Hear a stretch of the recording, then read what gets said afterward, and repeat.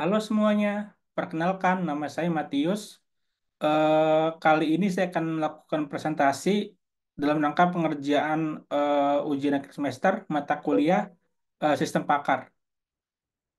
Presentasi ini berjudul Analisis Jurnal berjudul Klasterisasi Tingkat Kemiskinan di Indonesia menggunakan algoritma K-means. Baik, kita mulai. Yang pertama, saya akan mulai dengan identitas jurnal. Jurnal jurnal berjudul Klasterisasi Tingkat Kemiskinan di Indonesia menggunakan algoritma K-means. Ini merupakan sebuah jurnal yang diterbitkan pada 12 Maret tahun 2024 oleh beberapa mahasiswa dan mahasiswi dari Fakultas Ilmu Komputer Universitas Singapura Bangsa Kerawang.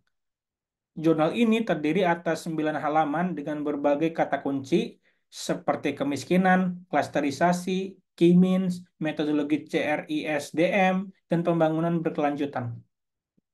Yang pertama, abstraknya, masalah kemiskinan merupakan isu sosial yang krusial di berbagai belahan dunia dan menjadi perhatian utama dalam rencana pengembangan internasional. Nah, studi yang diangkat dalam jurnal ini memanfaatkan teknik pengelompokan untuk mengkaji dan menelaah persoalan kemiskinan secara mendalam dengan memanfaatkan informasi dari Badan Pusat Statistik atau BPS atau BPS terkait 34 wilayah administratif di Indonesia. Penelitian ini mengkelompokkan area-area tersebut berdasarkan tingkat kesejahteraan menggunakan 12 parameter. Nah, pendekatan pengelompokan ini membantu mengungkap ciri-ciri yang mungkin luput dari metode tradisional, sehingga memungkinkan penyusunan solusi yang lebih tepat sasaran dan berdaya guna dalam menangani kemiskinan. Penelitian dalam jurnal ini menerapkan algoritma K-means dengan kerangka kerja CRISPDM. Penentuan jumlah kelompok optimal pada K-means dilakukan melalui metode Elbow yang menghasilkan nilai K sebanyak 3. Nah, ketiga kelompok ini mencerminkan kategori sangat miskin, miskin, dan hampir miskin. Nah, temuan penelitian menunjukkan bahwa sekitar 98% populasi miskin di Indonesia tergolong dalam kategori miskin. Evaluasi menggunakan siluet skor sebesar 0,7416% menandakan bahwa pengelompokan ini berhasil memisahkan kategori-kategori tersebut dengan sangat baik. Selanjutnya pendahuluan.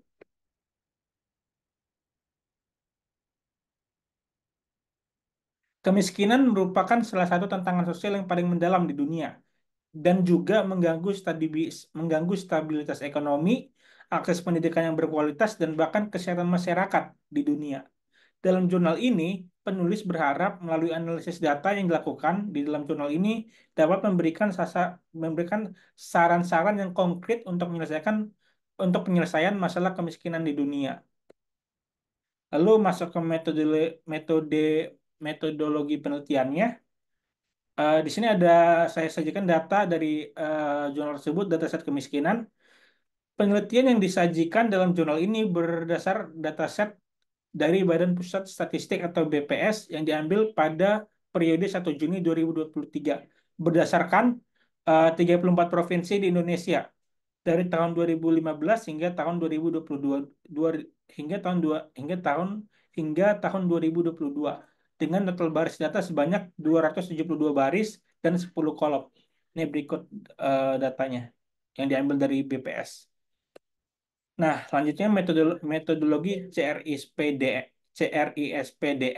Nah, CRISPDM atau Cross Industry Standard Process for Data Mining adalah sebuah metodologi data mining yang lengkap dengan menawarkan model proses untuk pemula dan pakar. Di antaranya ini ada 6: business understanding atau pemahaman bisnis, data understanding pemahaman data, data preparation persiapan data, modeling atau pemodelan, evaluation atau evaluasi, dan deployment atau penyebaran. Ini diagram model CRISPDM-nya. Lalu klasterisasi. Pengelompokan data atau yang juga dikenal sebagai klasterisasi merupakan teknik untuk mengategorikan sekumpulan informasi yang belum memiliki label kelas yang jelas. Tujuan utama dari proses ini adalah untuk memaksimalkan kemiripan dalam satu kelompok dan meminimalkan kemiripan antara antar kelompok yang berbeda. Sebagai ilustrasi, bayangkan sebuah kumpulan objek yang awalnya tidak terstruktur, maka melalui klasterisasi objek-objek tersebut dapat diorganisir menjadi beberapa kategori yang lebih teratur. Nah, selanjutnya kategori-kategori ini dapat dibedakan lebih lanjut berdasarkan kriteria klasifikasi tertentu. Nah, dengan demikian, klasterisasi membantu mengubah data yang semula tidak terstruktur menjadi kelompok-kelompok yang lebih bermakna dan mudah dianalisis. Lalu metode K-means. Nah, metode pengelompokan berbasis contoh tipikal membuat klasifikasi satu level dari pengumpulan data. Algoritma K-means menggunakan contoh tipikal berupa titik pusat atau centroid yang umumnya merupakan nilai rata-rata dari sekelompok data dan biasanya diterapkan pada objek dalam ruang berdimensi n yang berkelanjutan. Pendekatan K-means tergolong sederhana dan kita akan memulai dengan menjelaskan langkah-langkah dasarnya. Nah, pertama-tama kita memilih centroid awal, di mana K adalah angka yang ditentukan oleh peneliti, mewakili jumlah kelompok yang diinginkan. Selanjutnya, setiap titik data dihubungkan dengan centroid terdekat, dan kumpulan titik yang terhubung dengan centroid yang sama membentuk satu kelompok. Kemudian posisi centroid dari masing-masing kelompok diperbaharui berdasarkan titik-titik yang telah dikelompokkan bersamanya. Proses penghubungan dan pembaruan ini diulang hingga tidak ada lagi titik yang berpindah kelompok, atau dengan kata lain, hingga posisi posisi centroid tidak berubah lagi. Lalu metode siku atau elbow method. Nah, metode siku adalah teknik yang digunakan dalam menganalisis klasterisasi untuk menentukan jumlah kelompok optimal. Metode ini mengukur distorsi kuadrat untuk berbagai nilai K dalam algoritma K-means. Nah, serta nilai K meningkat, distorsi rata-rata menurun, namun setiap kelompok akan berisi lebih sedikit sampel. Nah, nilai K optimal ditemukan pada titik di mana penurunan distorsi tidak lagi signifikan, yang terlihat seperti siku pada grafik. Nah, menandakan keseimbangan antara jumlah kelompok dan kualitas pengelompokan. Lalu hasil dan pembahasannya, yang pertama, business understanding. Tahap ini bertujuan untuk memahami secara mendalam pola dan ciri-ciri kemiskinan di Indonesia, serta mengidentifikasi kelompok-kelompok kemiskinan yang berbeda. Tujuan utamanya adalah membantu pemerintah dan lembaga terkait merancang kebijakan yang lebih efektif dalam mengurangi kemiskinan, sekaligus menyediakan informasi yang penting bagi organisasi non-pemerintah untuk meningkatkan efektivitas program bantuan dan dukungan sosial mereka. Lalu data understanding. Nah, penelitian ini menggunakan data dari Badan Pusat Statistik atau BPS yang mencakup informasi dari 34 provinsi di Indonesia selama periode 2015 hingga 2022. Dataset ini terdiri dari 272 baris dan 10 kolom, meliputi berbagai indikator kemiskinan dan sosial ekonomi. Indikator-indikator ini mencakup persentase penduduk miskin atau P0, indeks indeks kedalaman P1, dan keparahan kemiskinan P2. Tingkat pengangguran, upah rata-rata per jam, pengeluaran per kapita, dan PDRB per kapita, rata-rata selama sekolah atau RLS, rata-rata lama sekolah atau RLS, usia harapan hidup atau UHH, indeks pembangunan manusia atau IPM, rasio Gini, serta jumlah penduduk miskin yang absolut. Lalu data preparation, tahap ini melibatkan penggunaan dua modul penting dari pustaka Skilllearn. K-means dari modul cluster untuk melaksanakan algoritma pengelompokan dan min-max scalar dari modul preprocessing untuk normalisasi data. Ini contoh gambarnya. Lalu selanjutnya variabel X akan didefinisikan untuk menyimpan fitur-fitur yang akan dianalisis dalam proses pengelompokan. Nah, fitur-fitur ini diambil dari data frame atau DF dan mencakup berbagai indikator sosial ekonomi, termasuk persentase penduduk miskin, indeks kedalaman, dan keparahan kemiskinan, tingkat pengangguran, upah rata-rata per jam, pengeluaran per kapita, PDRB per kapita, rata-rata lama sekolah atau RLS, usia harapan hidup atau UHH, indeks pembangunan manusia atau IPM, rasio Gini, dan jumlah penduduk miskin absolut. Nah, lalu data modeling.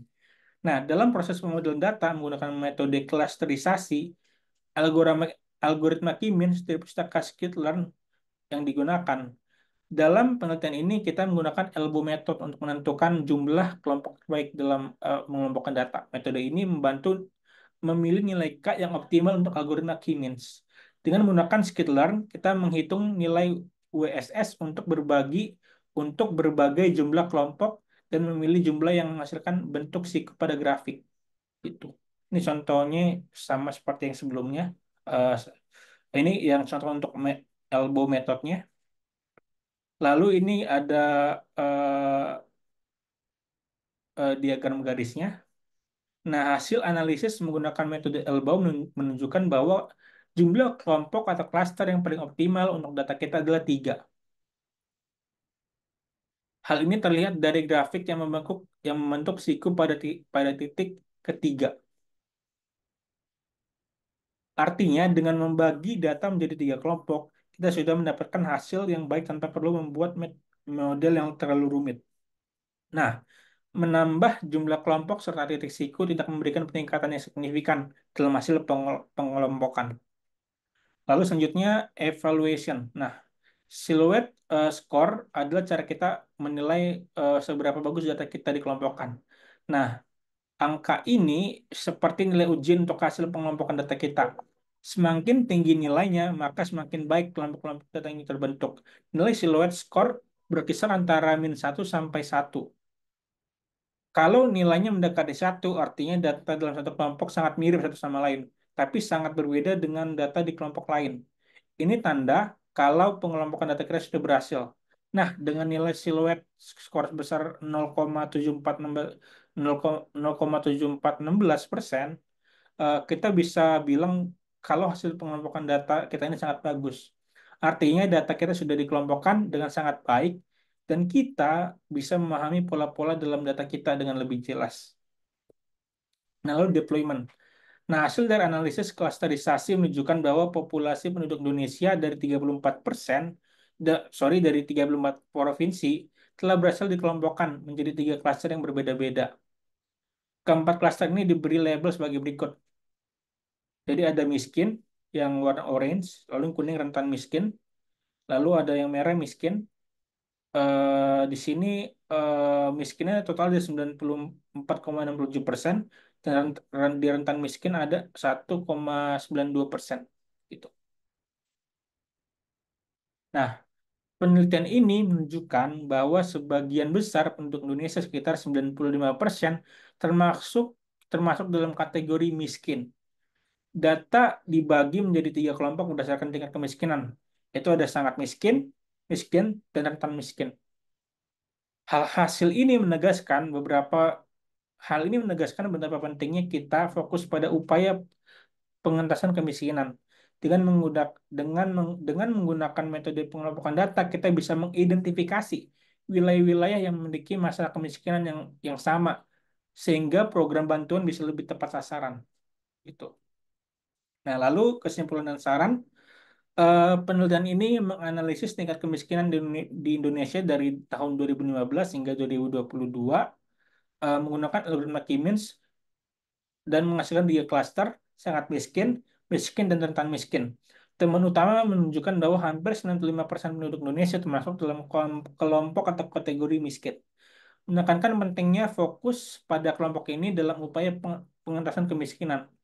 Metode LB yang digunakan untuk menentukan jumlah klaster optimal sama dengan 3 dan evaluasi menggunakan silhouette score 0,7416 menunjukkan efektivitas kelompokan ini.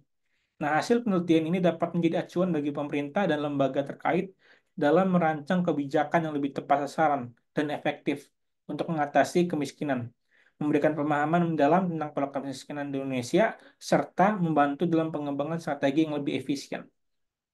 Itu. Di jurnal ini penulis menyarankan beberapa langkah untuk menindaklanjuti hasil penelitian. Yang pertama, melakukan observasi lanjutannya yang lebih mendalam terhadap setiap klaster, lalu terutama kelompok miskin. Lalu merumuskan kebijakan khusus dan terfokus untuk kelompok miskin yang mencakup program pengentasan kemiskinan sesuai karakteristik mereka.